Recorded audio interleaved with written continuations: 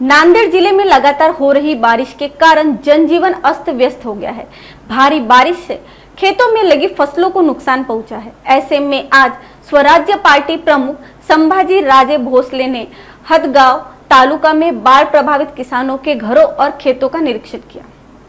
हदगांव तालुका में 4 दिनों से लगातार हो रही बारिश के कारण घरों में पानी घुस गया है।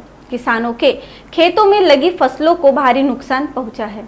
ऐसी मुश्किल घड़ी में स्वराज्य पार्टी प्रमुख संभाजी राजे भोसले ने बाढ़ प्रभावित इलाकों में जाकर किसानों से मुलाकात कर खेतों का निरीक्षण किया। साथ ही उन्होंने कृषि मंत्री धनंजय मुंडे की आलोचना करते हुए निशाना साधा।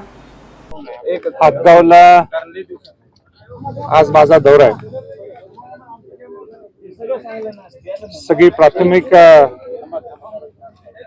स्वतः जाऊन काय परिस्थिती निर्माण झालेली आहे हे पाहणी करण्यासाठी मी आलोय।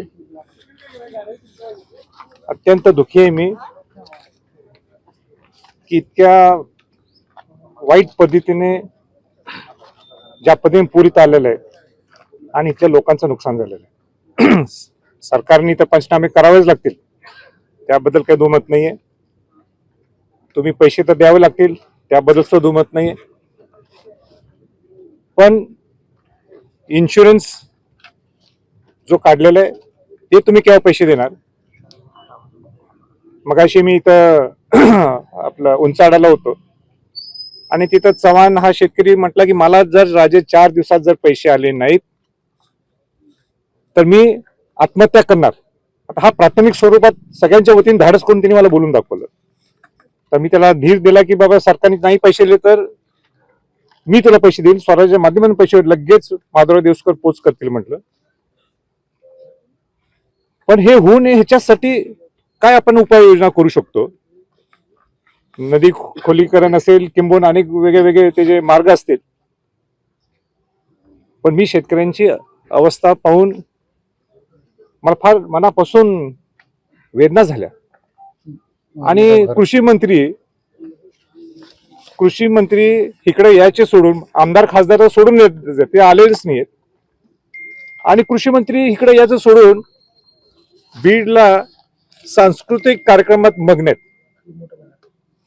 हे काय बरोबर आहे? काही शोभते काय महाराष्ट्राला? शोभते काय कृषी मंत्र्यांना?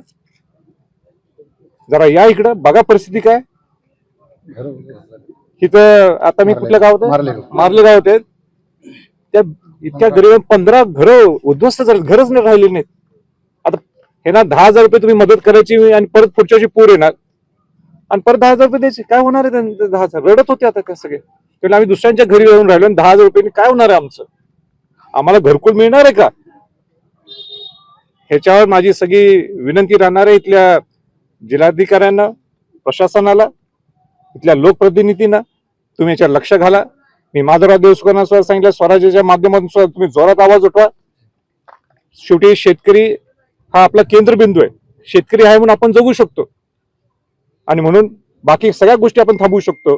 पण शेतकऱ्यांचं डोळ्यातलं अश्रू हे पाहून मला तर मी एकदम म्हणजे काय मला शब्द नाहीत।